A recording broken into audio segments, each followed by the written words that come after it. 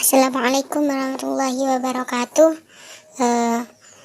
Apa kabar anak-anakku? Semoga kalian sehat dan tetap semangat menjalani sekolah online. Sebelum memasuki pembelajaran hari ini, alangkah baiknya kita untuk berdoa terlebih dahulu agar pembelajaran hari ini berjalan dengan lancar dan ilmu yang didapat nantinya barokah dan bermanfaat. Berdoa mulai. Selesai. Di sini sudah memasuki pertemuan keempat, yakni masih sama membahas tentang bab 5. Yang poin selanjutnya yakni perjanjian Aqabah. Perjanjian Aqabah yakni kerasnya penolakan dan perlawanan Quraisy mendorong Nabi Muhammad melancarkan dakwahnya kepada kabilah-kabilah Arab di luar suku Quraisy. Dalam melakukan dakwah ini, Nabi Muhammad tidak sengaja menemui mereka di Ka'bah pada saat musim haji. Ia juga mendatangi perkampungan dan tempat tinggal para kepala suku tanpa diketahui oleh seorang pun. Nabi pun pergi ke Taif dan di sana ia menemukan Taufik dengan harapan agar masyarakat mau menerima dan memeluk agama Islam. Taufik dan masyarakat menolak dengan kejam. Demikian Nabi berlapang dada dan meminta Taufik untuk tidak menceritakan kedatangannya ke Taif agar ia tidak mendapat malu dari kaum Quraisy tersebut.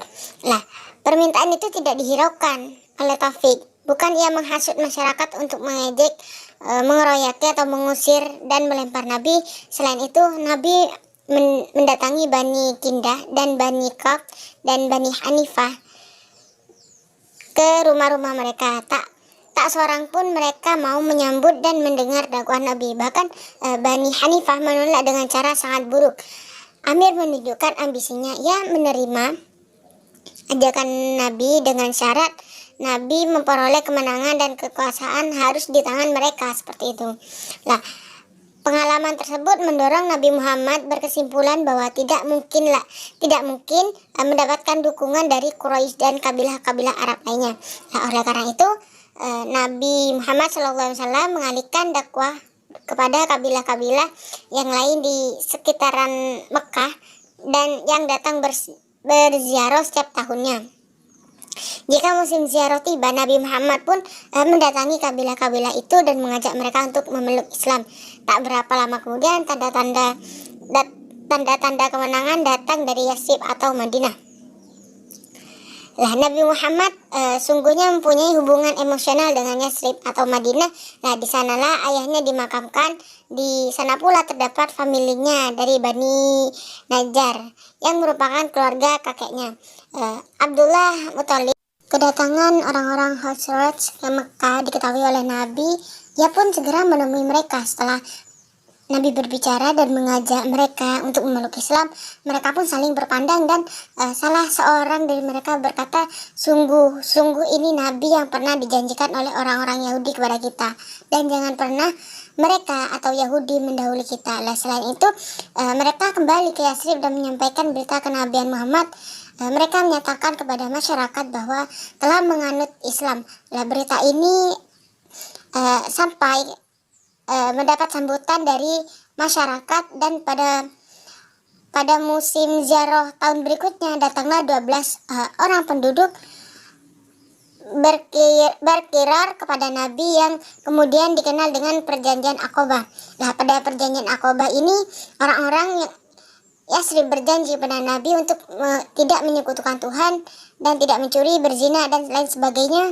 Selanjutnya Nabi menugaskan Mus'ab bin Umair untuk membicarakan Al-Quran, mengajarkan Islam serta seluk-beluk agama Islam pada penduduk Yatsrib sejak itu.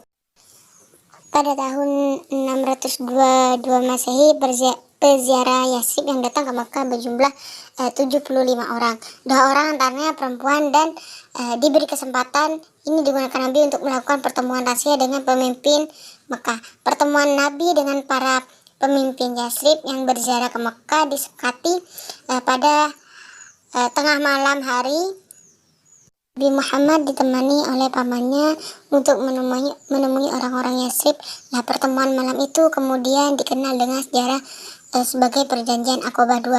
Nah, pada malam itu mereka berikrar kepada Nabi sebagai berikut. Kami berikrar bahwa kami sudah mendengar dan setia waktu suka dan duka, di waktu bahagia dan sengsara.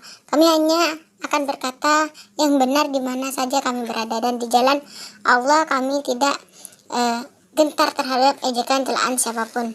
Nah, peristiwa hijrah kaum muslimin. Hijrah ke Habsyi. Untuk menghindari bahaya penyiksaan, Nabi Muhammad menyarankan kepada pengikutnya untuk hijrah ke Habsyi, dan para sahabat pergi ke Habsyi dengan 2 kali hijrah. Hijrah pertama sebanyak 15 orang. Hijrah yang kedua yakni pada tahun 615 Masehi sebanyak 80 orang. Peristiwa hijrah ke Habsyi ini dipandang sebagai hijrah pertama dalam Islam. Nah, peristiwa hijrah ke Habsyi ini sungguh tidak menyenangkan kaum Quraisy yang menimbulkan kekhawatiran sangat besar. Ada 2 hal yang dikhawatirkan oleh kaum Quraisy. Yang pertama yakni kaum muslim akan dapat menjalin hubungan dengan luas dengan masyarakat Arab. Yang kedua yakni kaum muslim akan menjadi kuat dan kembali ke Mekah untuk menuntut balas. Yang kedua yakni hijrah ke Madinah. Nah, peristiwa ikrar Aqabah kedua ini diketahui oleh orang-orang Quraisy. Sejak itu tekanan, intimidasi, dan siksaan terhadap kaum muslimin makin meningkat. Nah, kenyataan ini mendorong Nabi Muhammad memerintahkan sahabat-sahabatnya untuk hijrah ke Yathrib dalam waktu 2 bulan saja. Nah, hampir semua kaum muslim sekitar 150 orang itu telah berangkat ke Yathrib. Hanya Abu Bakar dan Ali yang masih menjaga dan membela Nabi di Mekah. Akhirnya Nabi pun hijrah setelah mendengar rencana Quraisy yang ingin membunuhnya. Nabi Muhammad ditemani oleh Abu Bakar berhijrah ke Yathrib sampai di Quba, 5 km dari Yathrib. Nabi beristirahat dan tinggal di sana selama beberapa hari. Nabi menginap di rumah Ummi Kulsum dan Hindun. Di halaman rumah Nabi membangun sebuah masjid dan pertama yang dibangun pada masa Islam dan kemudian dikenal dengan Masjid Quba. Tak lama kemudian Ali datang menyusul setelah menyelesaikan amanah yang diserahkan Nabi kepada saat itu berangkat hijrah. Dan ketika Nabi masuk Yathrib, Nabi disambut oleh gembira, dan sejak itu nama Yathrib diganti dengan Madinatul Nabi atau kota Nabi, atau sering pula di Madinatul Munawwarah atau kota yang bercahaya. Seperti itu. Kurang lebihnya penjelasan dari Ibu, semoga ilmu yang bermanfaat. Ibu akhiri, wabillahi taufiq wal hidayah. Wassalamualaikum warahmatullahi wabarakatuh.